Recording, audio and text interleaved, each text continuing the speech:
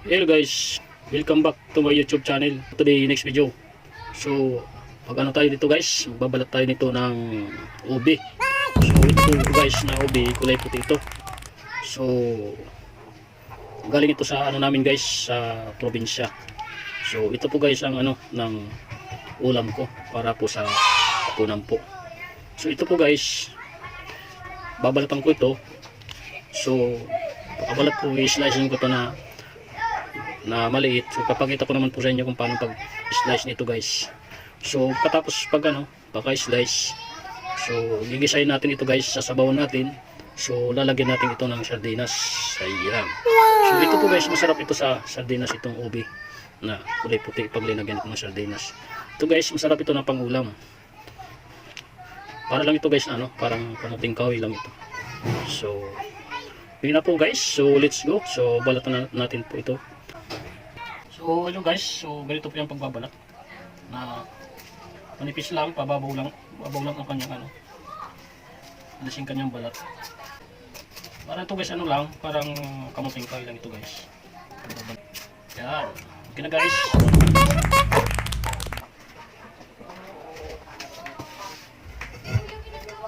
So i-slice natin to guys, parang ano lang ito guys, parang gabi lang ito guys pag i-slice.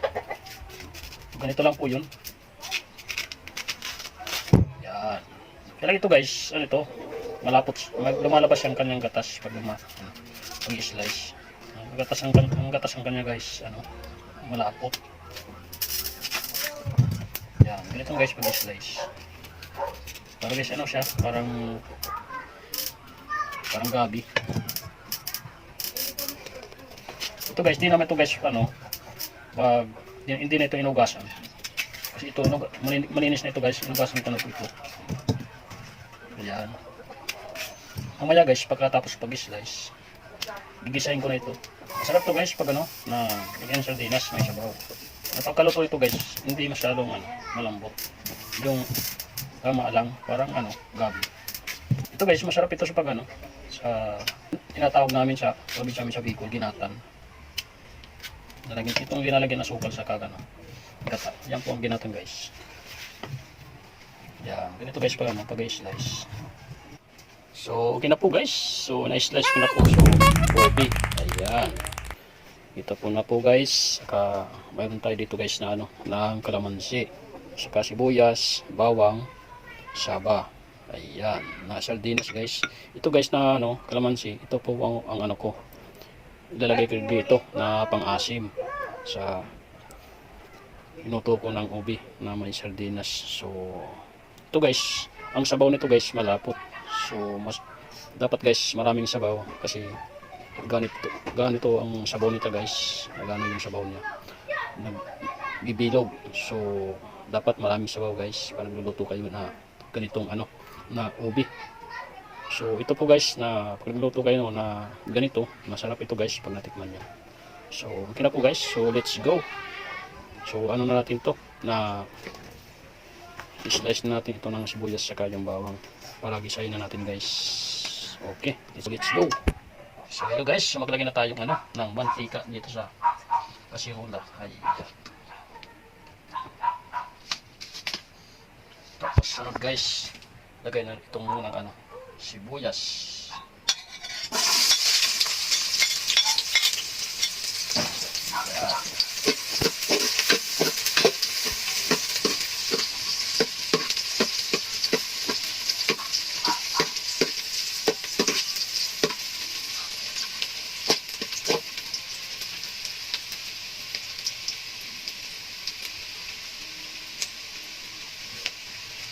So guys, bawang.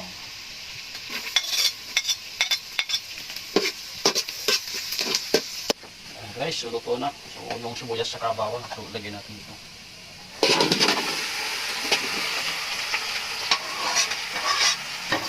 So isahin natin ito guys.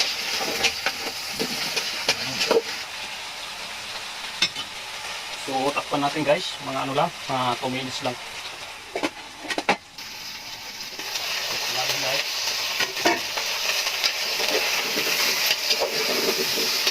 Natin.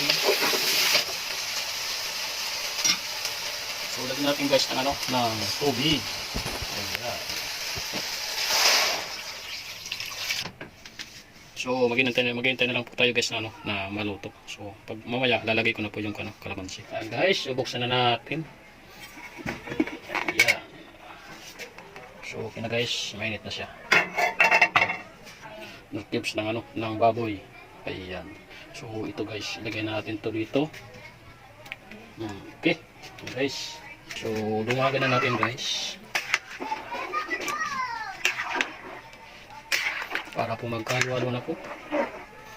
So depende guys kung gusto niyo lagyan ng ng milk cubes. So ako linagyan ko ng milk cubes. So pwede naman lagyan ng na kahit walang milk cube basta mayroong ginsa mix or magic sarap ilalagay guys. So natin guys. So takpan natin ulit. So buksan natin guys ulit. Yan.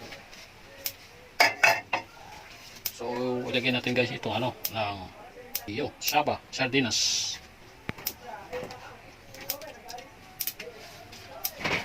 So luwagan natin guys.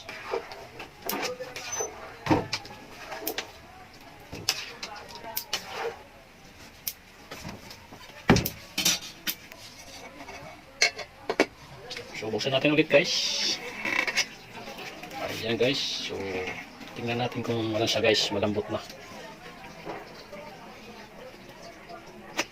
So malapit na sa malambot. So ang kanyang sabaw guys, tingnan nyo po, malapot. So lagyan natin ito guys na yung gatas ng ng kalamansi. So kaga natin guys. Tumagan natin. Ayan.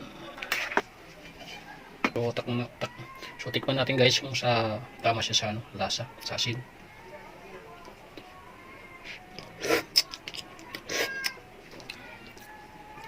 Ito guys sa asin.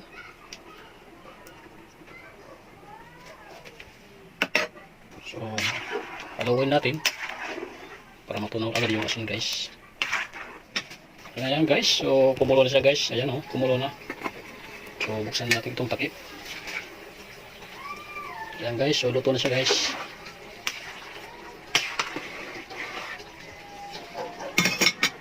So tikman natin guys itong sabaw kung tama sa asin.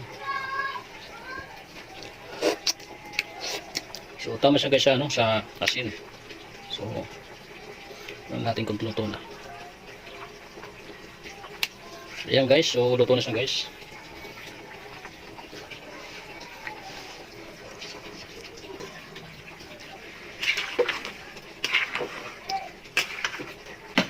Ayan guys, so ito na po. Ayan. So okay na po guys, so luto na po siya. So tamang-tama siya sa asin guys. So maraming salamat po sa papanood sa aking video ko guys. Mula hanggang pagtapos guys. So maraming salamat po sa inyo po. God bless. Bye bye.